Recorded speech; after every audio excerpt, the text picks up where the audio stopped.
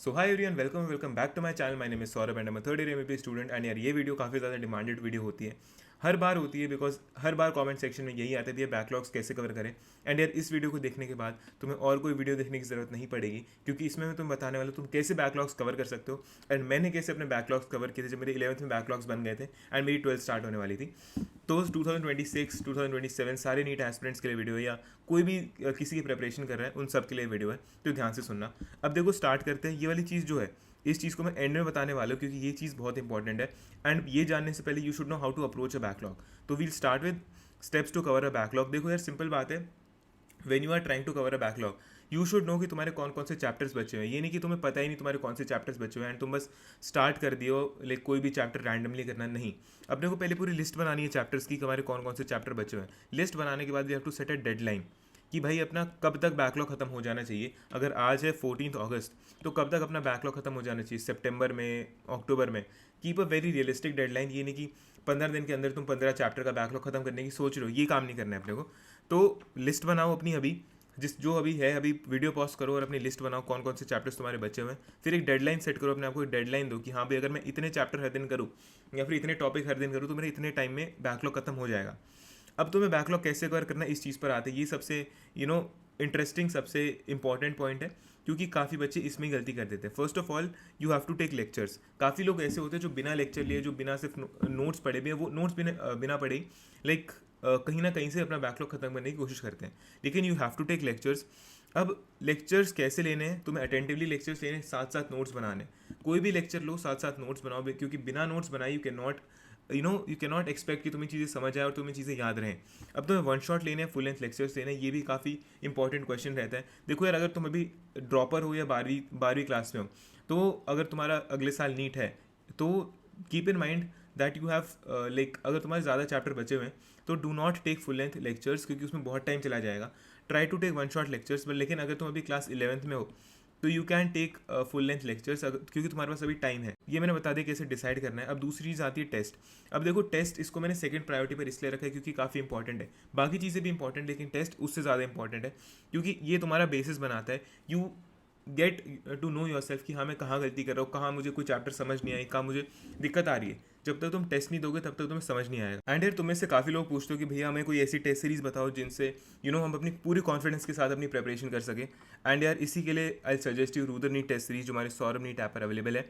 And इसका 2.0 version है। अब इसमें तुम्हें क्या क्या मिलेगा मैं तुम्हें बताता हूँ। इसमें तुम्हें 18 पार्ट टेस्ट मिलेंगे, 9 ग्रैंड टेस्ट मिलेंगे और 10 फुल सिलेबस टेस्ट मिलेंगे। तो टेस्ट की कमी तुम्हें नहीं आने वाली है। रही बात अब तुम्हें इसके अंदर और क्या क्या मिलता है, ये नहीं कि बस यहाँ पर तुम्हें टेस्ट मिलने वाले, तुम्हें यहाँ पर बहुत सारी चीज़ें मिलने वाली है। First of all, biweekly and monthly तुम्हारे मॉक टेस्ट होंगे। इसके साथ साथ डुअल लेवल के मॉक टेस्ट होंगे मंथली। मतलब level 1 you will have level 1 mock test और लेवल 2 मॉक टेस्ट। अब लेवल 1 मॉक टेस्ट होगा, वो एक थोड़ा सा ईजियर साइड पर होगा। जो लेवल 2 मॉक टेस्ट होगा वो तुम्हें एक टफ पेपर के लिए प्रिपेयर करेगा। तो दीज 2 टेस्ट तुम्हारे लेवल के टेस्ट तुम्हारे होने वाले हैं। इसके साथ साथ तुम्हें सब्जेक्ट वाइज बुकलेट्स मिलेंगी, चैप्टर वाइज तुम्हारे टेस्ट होने वाले हैं। मतलब हर चैप्टर के बाद तुम टेस्ट दे सकते हो। You will get to know कि हाँ, मुझे ये चैप्टर कितना समझ में आया।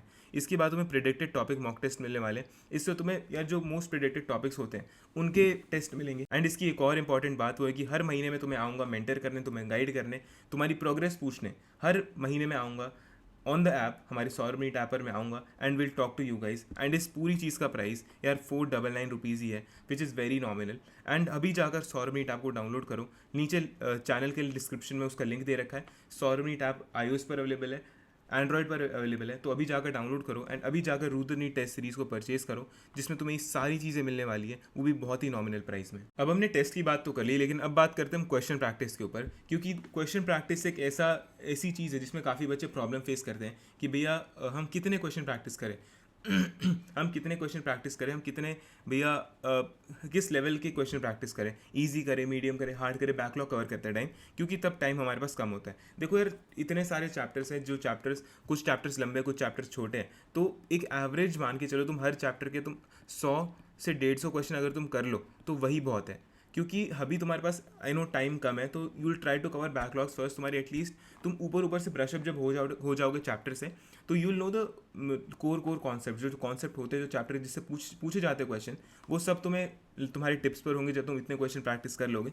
एंड यार एनसीईआरटी तुम्हें साथ साथ पढ़नी है, ये नहीं कि तुम बैकलॉग कवर कर रहे हो तो सिर्फ नोट्स पढ़ के तुम आगे बढ़ गए। जब तक एनसीईआरटी नहीं पढ़ोगे you will never make a strong base and you will not be able to get through it. तो एनसीईआरटी पढ़ो। एनसीईआरटी कैसे पढ़नी है? इनऑर्गेनिक की एनसीईआरटी सिर्फ लाइन बाय लाइन पढ़नी है। ऑर्गेनिक की एनसीईआरटी तुम्हें एक बार like to understand things you have to read it. Bio की एनसीईआरटी लाइन बाय लाइन पढ़नी है, हाईलाइट करना है। फिजिक्स की एनसीईआरटी में सिर्फ तुम्हें पॉइंट्स टू पॉइंटर और समरी पढ़नी है। एंड फिजिकल केमिस्ट्री की एनसीईआरटी इतनी इंपॉर्टेंट नहीं है, अगर टाइम मिले तो पढ़ लेना। लेकिन ये एनसीईआरटी पढ़ने का जो मैंने ऑर्डर बताया, जो एनसीईआरटी पढ़ने का तरीका बताया, उसी को ही फॉलो करना। रही बात डाउट्स की, देखो डाउट्स एक काफ़ी इंपॉर्टेंट रोल प्ले करते हैं जब तुम बैकलॉग खत्म कर रहे होंगे, क्योंकि जब तक तुम्हारे डाउट सॉल्व नहीं होंगे तुम्हारा बैकलॉग कहीं ना कहीं खत्म नहीं होगा। क्योंकि तुम्हारे बैकलॉग कहीं ना कहीं उसी वजह से बने क्योंकि तुम्हारे डाउट्स रह गए उस चैप्टर में। तो डाउट्स जब तक तुम अपने क्लियर नहीं करोगे, यू कैन नॉट एक्सपेक्ट कि तुम्हारे बैकलॉग्स क्लियर हो। तो डाउट्स क्लियर करो, साथ साथ जो भी क्वेश्चन तुम्हें लग रहे हैं, जो कॉन्सेप्ट तुम्हें समझ नहीं आ रहा है, उससे वापस से पूछो टीचर से and make that concept clear and अपना बैकलॉग ऐसे खत्म करो। इसके साथ साथ पीवाईक्यूज काफ़ी इंपॉर्टेंस होल्ड करते हैं। काफ़ी बच्चे ऐसे होते हैं जो पीवाईक्यूज नहीं करते, वो सोचते हैं कि यार काफ़ी इजी है या काफ़ी प्रेडिक्टेड है, वापस तो नहीं आने वाले। लेकिन आई एम टेलिंग यू, कहीं ना कहीं पीवाईक्यूज से ही कॉन्सेप्ट वापस से आते हैं। तो पीवाईक्यूज तुम्हें करने पीवाईक्यूज में तुम्हें समझ आ जाएगा कि तुम कहाँ स्टैंड करते हो, तुम कहाँ अपने पोजीशन होल्ड करते हो, तुम्हें चीज़ें आती भी या नहीं आती। तो जब तक तुम पीवाईक्यूज नहीं करोगे you will never be able to know कि हाँ 2016 का मैंने पीवाईक्यू किया था, मेरे से हो गया, तो कॉन्फिडेंस ऊपर चला गया। लेकिन अगर तुमसे 2020 का ही पीवाईक्यू नहीं हुआ तो कहीं ना कहीं तुम्हारे कॉन्सेप्ट लैक कर रहे हैं। तो इसी चीज़ को ध्यान में रख के try to do all the PYQs which are told you. अब आते हैं एक और चीज़ पर, जो है रिविजन। देखो रिविजन एक काफ़ी इंपॉर्टेंट चीज़ है जो काफ़ी बच्चे मिस कर देते हैं। वो सोचते हैं कि रिविजन नहीं करेंगे, एक बार चीज़ें पढ़ ली, हो सकता है मैं याद रहें पूरे टाइम तक। लेकिन एक ह्यूमन टेंडेंसी होती है चीज़ें भूलने की, एंड जब तक तुम चीज़ें बार बार रिवाइज नहीं करोगे तुम्हारे सबकॉन्शियस माइंड में इंप्रिंट नहीं होंगी। अब तुम्हें फिजिक्स को कैसे रिवाइज करना है? फिजिक्स के लिए आई विल से कि तुम शॉर्ट नोट्स बनाओ। जब तक तुम शॉर्ट नोट्स नहीं बनाओगे फिजिक्स के, तुम कहीं ना कहीं अपने आप को एक काफ़ी इफेक्टिव चीज़ से दूर रख रहे हो। तो साथ साथ अपने शॉर्ट नोट्स बनाओ फिजिक्स के। तुम्हें शॉर्ट नोट्स बनाने सिंपल है, ट्राई टू अपने नोट्स एक जगह रखो, अपनी शॉर्ट नोट्स की कॉपी एक जगह रखो। जो भी सारे फॉर्मूला तुम्हें दिख रहे हैं अपनी नोट्स की कॉपी में, उसको शॉर्ट नोट्स की कॉपी में उतार लो एंड वहाँ पर तुम अपने सारे फॉर्मूलाज लिख लो, जो भी वन लाइनर कॉन्सेप्ट है उन्हें लिख लो। And try to read like the whole जो तुम्हारी शॉर्ट नोट्स की कॉपी है उसे वंस अ वीक रीड करने की कोशिश करो, ताकि तुम्हारे सबकॉन्शियस माइंड में वो बार बार इंप्रिंट होती रहे। रही बात केमिस्ट्री की, तो ऑर्गेनिक केमिस्ट्री भी तुम्हें शॉर्ट नोट्स बना के ही करनी है। इनऑर्गेनिक केमिस्ट्री के निमोनिक्स बना के याद कर लो, एंड फिजिकल केमिस्ट्री के भी शॉर्ट नोट्स ही बनाने तुम्हें।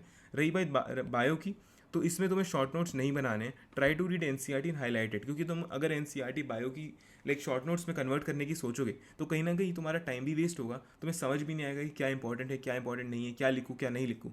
तो इसलिए try to not make short notes of bio. Physics और केमिस्ट्री के शॉर्ट नोट्स बनाओ, ठीक है। अब तुम्हें रिविजन समझ में आ गया। अब आते हमारी सबसे जो इंपॉर्टेंट चीज़ जो शुरू में बोली थी वो थी कि कौन कौन से चैप्टर भैया पहले करने या फिर सीरीज वाइज चलने के। अगर चैप्टर हमारे 11th के फर्स्ट टू 10th चैप्टर हमारे मिस हो गए तो हम कैसी चीज़ों को करें? देखो यार, उसको करने के लिए I say try to do the high priority and weighted chapters first. लेकिन जब तुम्हें लगे कि भैया हम डिमोटिवेट हो रहे हैं कि यार हम बहुत टाइम लग रहा है भैया चैप्टर करने में, तो उस टाइम पर ईजी चैप्टर कर लो। उसको ऑल्टरनेट कर लो कि पहले हमने हार्ड चैप्टर किया, 2 हार्ड चैप्टर कर लिए, फिर एक ईजी चैप्टर कर लिया, फिर 2 हार्ड चैप्टर कर लिए, फिर एक ईजी चैप्टर कर लिया। इससे तुम्हारा रिदम नहीं टूटेगी, इससे तुम्हारा एक कॉन्फिडेंस भी बिल्डअप होगा कि हाँ मैंने ईजी चैप्टर भी किए, मैंने हार्ड चैप्टर भी किए, I am going on a right path. तो इसी को ध्यान में रखना है तुम्हें वाइल डूइंग योर बैकलॉग, कि पहले हार्ड चैप्टर कर लो, फिर इजी चैप्टर करो, फिर हार्ड चैप्टर करो, फिर इजी चैप्टर करो। मैंने यही अप्रोच अपनी 11th क्लास में लगाई थी एंड ऑनेस्टली टेलिंग इसने मेरी बहुत हेल्प की थी। एंड यार इसी के साथ वीडियो को एंड करते हैं एंड अब मिलते हैं नेक्स्ट वीडियो में। बाकी तुम्हें कोई और डाउट्स या क्वेरीज तो कमेंट बॉक्स में लिख दो या मुझे इंस्टाग्राम पे मैसेज कर दो, मैं रिप्लाई करने की कोशिश करूँगा जल्दी से। बाकी यार यही बोलूँगा कि पढ़ते रहो एंड बैकलॉग सबकी लाइफ में आते हैं, कोई AIR 1 हो AIR 2 हो या जिसने सिलेक्शन लिया हो नीट में, उसके कहीं ना कहीं बैकलॉग्स रहे होंगे, बस उसने डेडिकेटेडली बैकलॉग को ख़त्म किया है एंड उसी डेडिकेशन के साथ तुम्हें बैकलॉग को ख़त्म करना है। क्योंकि बैकलॉग अगर रहेंगे कहीं ना कहीं तो you will not be able to do your other stuff, मतलब तुम और पढ़ाई नहीं कर पाओगे, तुम्हारे दिमाग में टेंशन रहेगी यार बैकलॉग है बैकलॉग है बैकलॉग है। तो इसलिए बैकलॉग को ख़त्म करो जितना जल्दी हो सके उतना, लेकिन टेंशन नहीं लेनी है, क्योंकि अगर टेंशन लोगे तो सिर्फ तुम टेंशन नहीं लेते रह जाओगे, you will not be able to give your 100%। तो इसके साथ वीडियो को एंड करते हैं। Keep hustling and keep studying. Good bye.